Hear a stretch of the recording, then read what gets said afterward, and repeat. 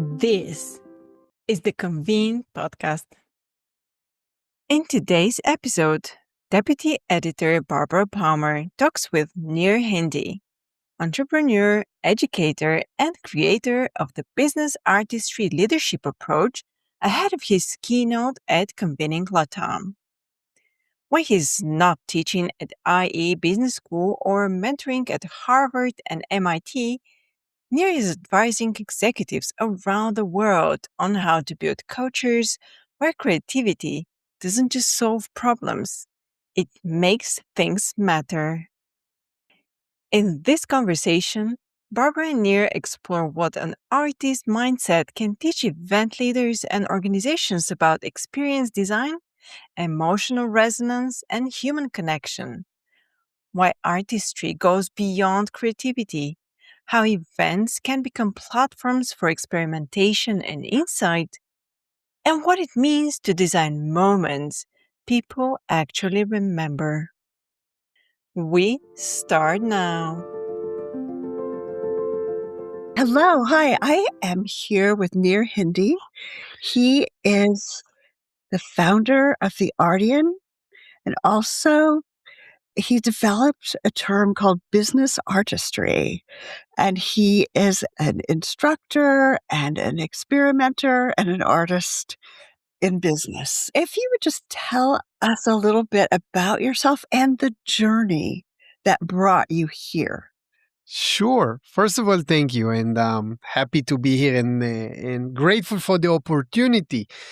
So, as you rightly saw, I kind of develop a philosophy that I call business artistry, and thank you for giving me the title of an artist. I still don't consider myself an artist, but I'm on the path, maybe with the support of my friends. Let me kind of maybe give you why I'm kind of sitting on this intersection. For me, the journey started as a kid that I really loved the creative world, the arts, the photography, architecture, but I also loved entrepreneurship and technology, but society kind of channeled us to choose what are we. I chose the path of entrepreneurship and business. I kind of at certain point came back to my relationship with artists, and very quickly I started to see that they think in a similar way to the way entrepreneurs think. And I was curious, why did we separate those disciplines, the business and the arts? And I kind of embarked on a personal journey to try to discover how art impact business, because the other way is much clearer. And very quickly I realized that the most important learning that I had is that art is not an object. Art is a way of thinking. The object is the end result of this thinking. And when I started to dive into what art might be, what it could be, what it represents, I saw a lot of similarities in how we can bring it into business. And the two ways that I try to bring it into business is one, innovation, how artists actually can be collaborators in technological innovation. But from the other aspect of it is that leadership. How can we grow more creative leaders that not only focus on the creative part, but also on the meaning part? Right.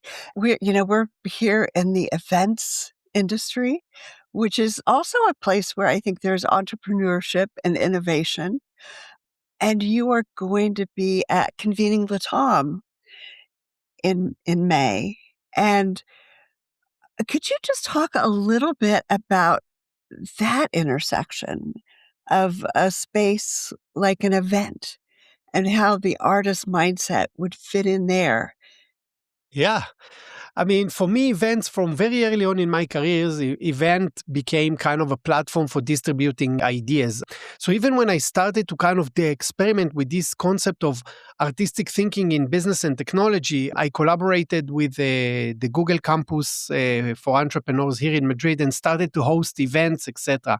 So from one aspect, events were always kind of a platform for me to try and experiment and expose people for different ideas. And I always try to go to places that didn't expect me. So to bring artists into startup conferences, to bring artistic intervention into technology spaces, and that way to kind of create this friction and intrigue curiosity. But the other aspect that I see events For me, on a personal level, event is something that's supposed to be experiential.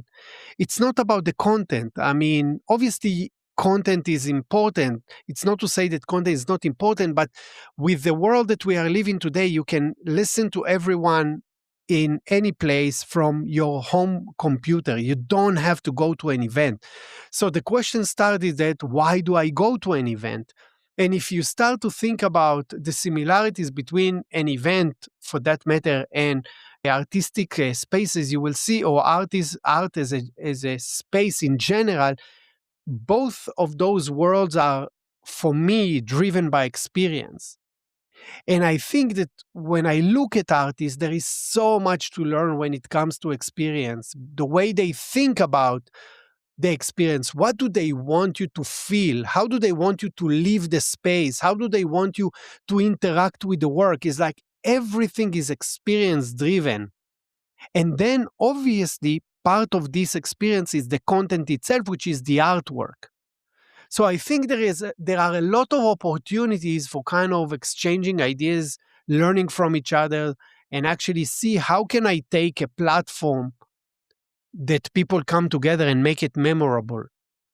We think of conference spaces, we think maybe a little bit of like the rooms are empty usually, and then you bring something into the room. What kind of experience will you be co-creating or creating with the participants at Convening Latam?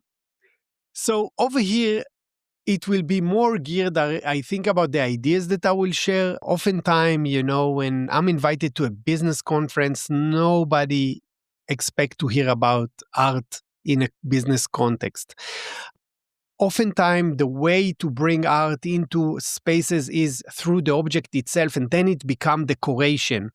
But the test that I offer very often to do is that if I'll take the piece or if I'll take the intervention and nothing changes, then it means it's decoration. But if I'll take the piece or I'll take the intervention and something change for the experience of the participant, then it means that it was meaningful. What I'm trying to do when I come to the event spaces or any event that I'm being invited to speak at is actually to provoke different questions and let them leave the session with, what if actually we do X or we connect Y and B? So for me, it will be much more kind of, one, reminding them the importance of creativity and artistry in this industry. Second is to kind of raise questions about how we do things. Can we even change the way we do things? And third, maybe kind of equip them with something that they can lean into their own, for that matter, creative interest.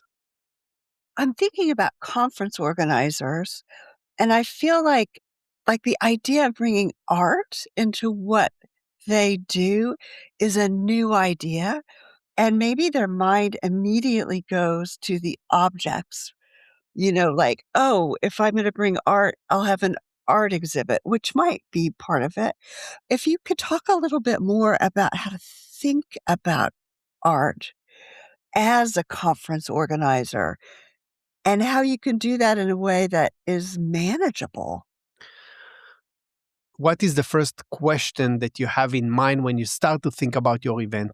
An artist will start and ask, okay, how do I want people to live and what I want them to feel? In business, oftentimes the question that we start is that, okay, how do I make it the more efficient, the more kind of seamless, the more whatever it is? I think the departure is different. Artists will work with what I want you to feel and will work backward. What do I need to do in order to achieve it? And oftentimes I feel that in business, what we do is that we are so focused on the logistics and the content and the food and the security, which are all important, but we don't ask ourselves the simple question: when a human being, leave this spot or they leave this place, what do we want them to feel? So the first kind of maybe tool or way of thinking like an artist is change your departure question. That's one thing. Okay. All right. And then I can suggest maybe a tactic to think about it. So, when you are in the arts, when you learn how to draw, they they teach you techniques how to see the world, because at the end drawing is not about drawing, it's exercise in observation. And oftentimes we are being, for that matter, to draw a chair, but the moment I tell you to draw a chair, you have a mental model how a chair should look like. So in order to try to break this mental model, they will tell you in your drawing class, try to draw all the spaces around the chair. Don't draw the chair, draw the spaces around the chair. And oftentimes I recommend using the same. When I say successful event, immediately people have in their mind what successful event is.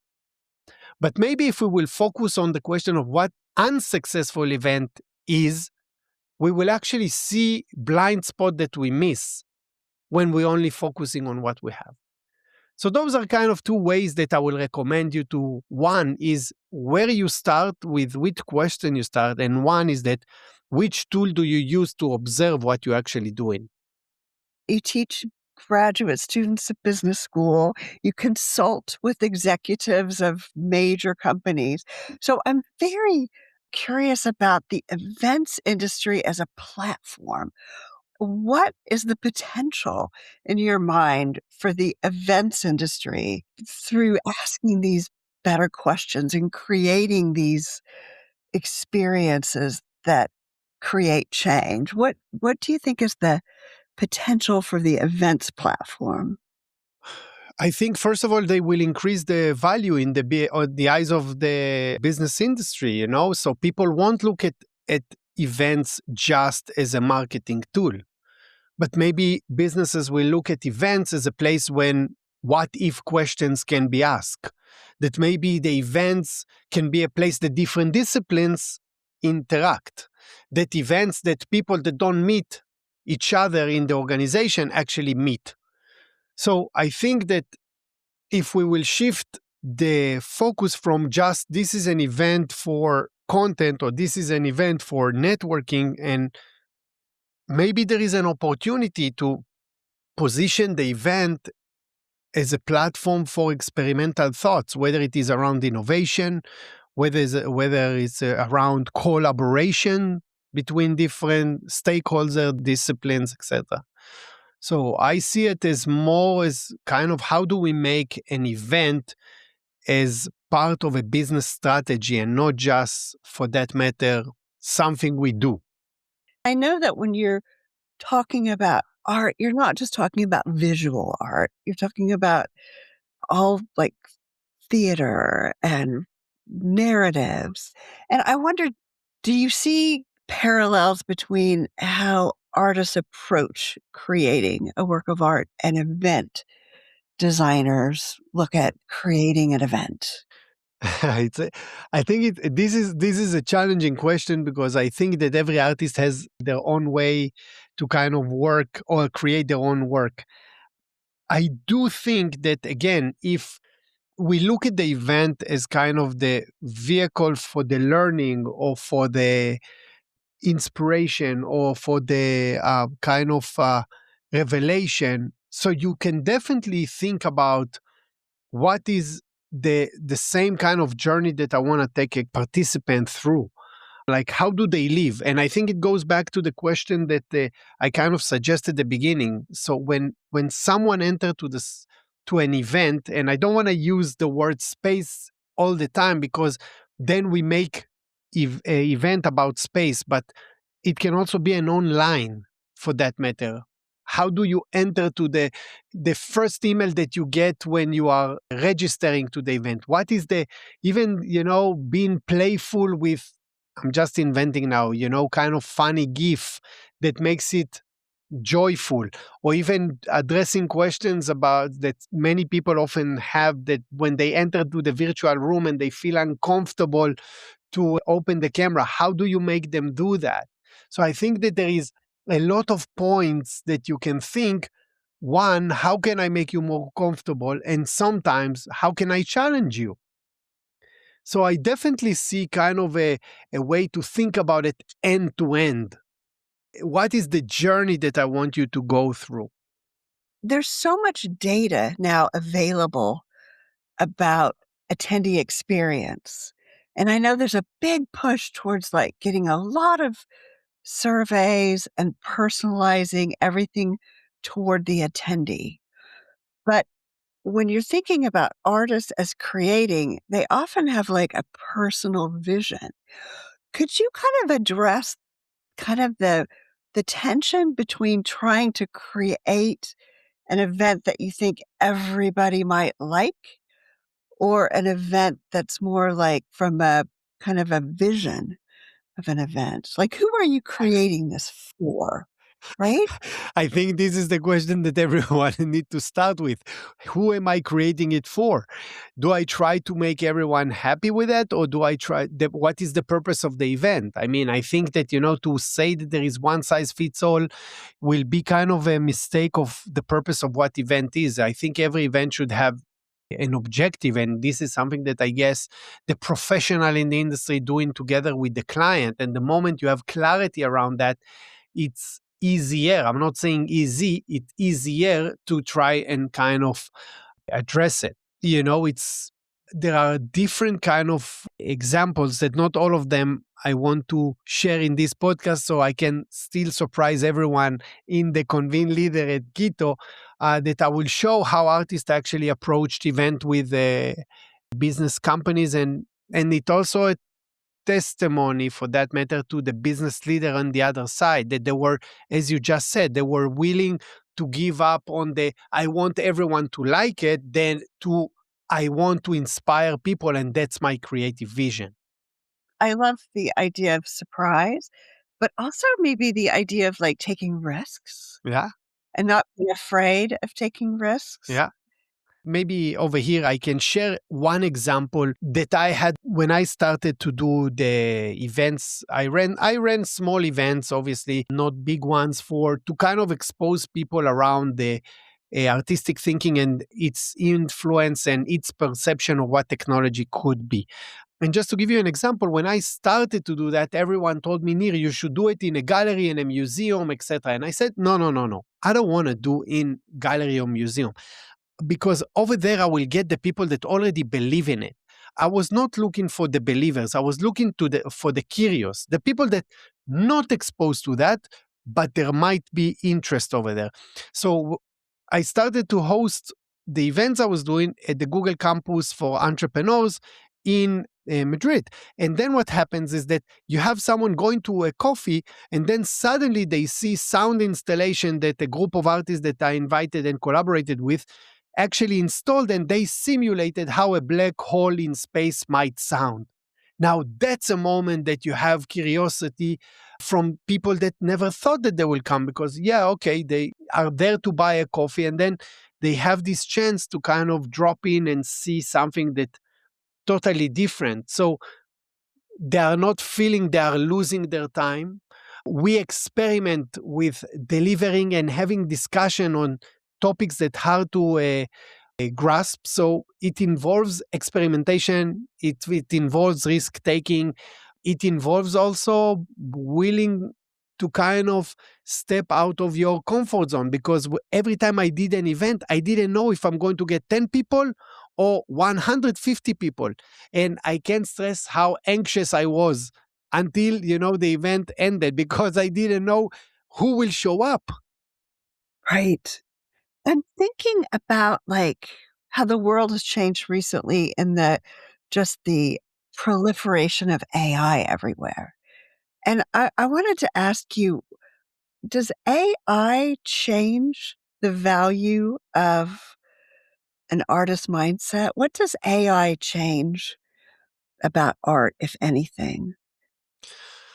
I'll tell you, maybe if you will allow me, I will answer it differently. I'll tell you what AI doesn't change.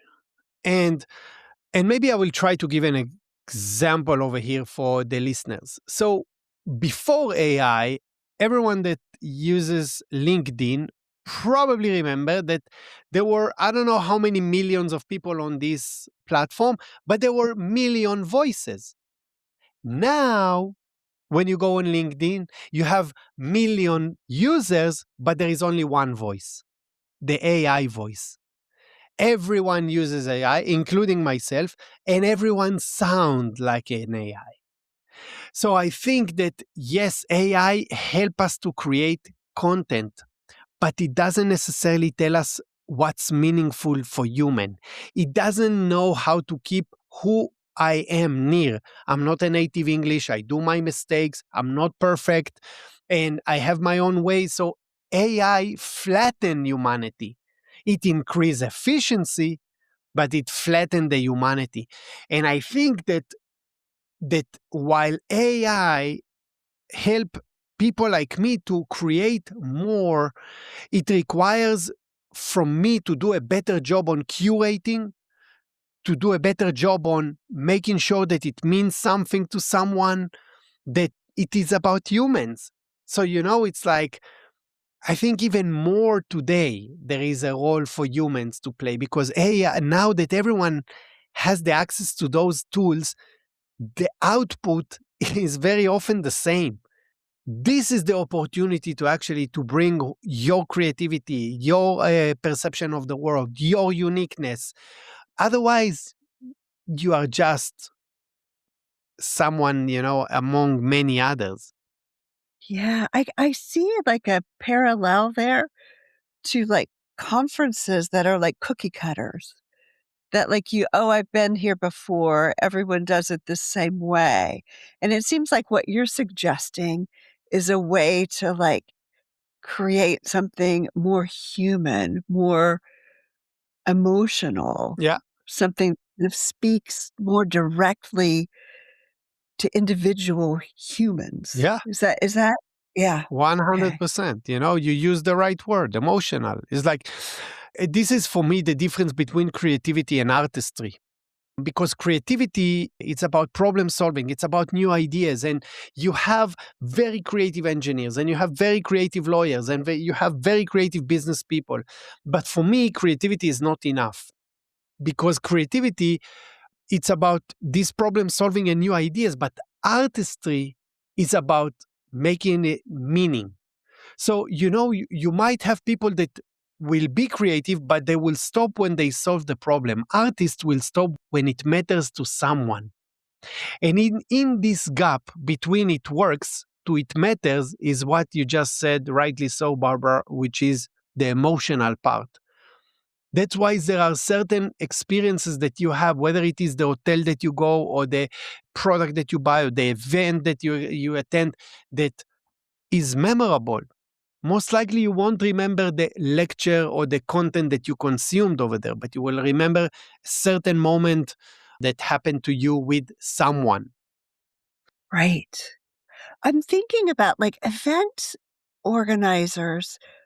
I have never met anyone busier, and so I wonder if you could speak a little bit about what's the benefit to conference organizers to think this way? Is there an opportunity to do less? Is there an opportunity to it just sounds like, "Oh, more. This will take more resources."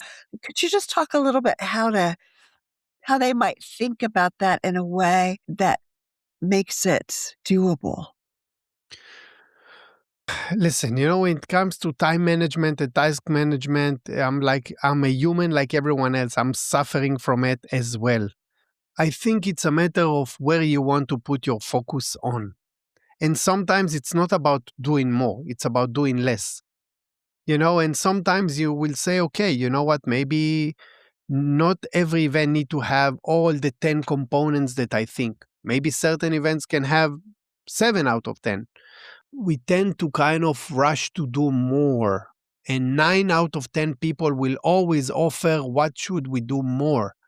But there is one person, 1 out of 10, that will tell you what you should do less. And I think that's a conversation worth having. So one, what can you do less? And second is that where your focus is. And I think if will people remind themselves is that the focus for that matter is the human experience living the event, maybe that can be a good compass to start with. But again, I'm not an event professional. It's just something I think about. When I hosted the events, I needed to also, with the small budget that I had and the team that I had, how can we make it the most impactful event that we are able to achieve? And I'm very happy to always kind of raise the bar for myself. You've talked about the mindset of the artist. It just reminds me one thing that I always think when I think of artists, I think they have a lot of courage. Like they have a lot of self-belief and courage. And I think when I think of events that I've gone to that have kind of stretched forward, I feel like courage is part of the mix in there. Yeah, I'll tell you. I think, first of all, it's like, let's call it risk taking. It's like, I mean, maybe that's another word. I think it's also experimental approach. They are willing to try different things, which I think is also important. And there is one thing that I think it's very important to say over here, because you just asked me about more and more, for that matter. One of the things that people, I think, don't realize is that how many constraints artists work with. Across the board, these are the people that have less access to resources than most of the business world. And they are still able to build incredible experiences, which tells you that it's not only about resources and the spectacle. Because you can say, okay, I want to bring the best LED screen to impress you. But the fact that I impress you doesn't mean that I impacted you. I don't think it's the same. There is the difference between the spectacle and the meaningful.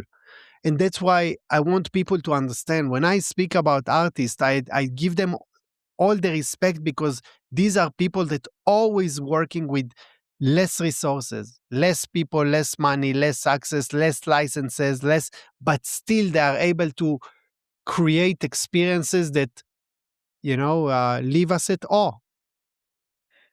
I'm also thinking about failure, maybe like a way of thinking differently about failure. Like, oh, that was just another thing a way that didn't work. I'll keep trying. Yeah.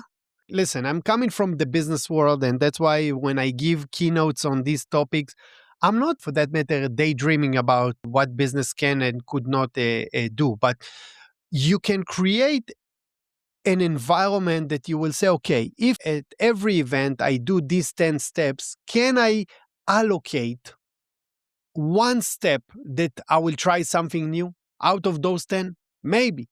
Not everything need to be 100% the same or 100% experimental. Maybe we can do 95% the same and 5% experimental. Is that a conversation worth having? I think so, because that's how you differentiate yourself. That's a great point. Yeah. I'm just wondering, is there anything we haven't talked about that you would like to talk about just in terms of this intersection between art and business?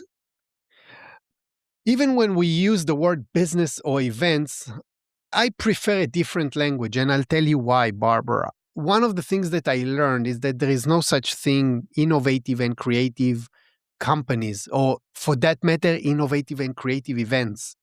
There are only innovative and creative people who build those companies, who manage those companies. And there are only innovative and creative event managers or event directors that decide to do this innovative and creative event. It's not about the noun, the business, the event, the space. It's about who activate them. It's always about the people. And I want people to remember that, yes, creativity solves the problem, but don't stop at creativity, because artistry is what evokes emotion. And I think that, the pandemic kind of, even though we are 6 years after, it just showed how important events are for people, this physical interaction. Yeah, I think that's a wonderful note to end on. Thank you for this conversation. I feel like I always think that when you're really shifting your mindset, things are a little harder to talk about at first. So I appreciate this conversation to kind of wrestle with some of this. I appreciate the opportunity to share it. All right. Thanks. Thank you, Barbara. Remember to subscribe to the Convene podcast on your favorite listening platform to stay updated with our latest episodes. For further industry insights from the Convene team, head over to pcma.org/convene. My name is Maggie. Stay inspired, keep inspiring, and until next time.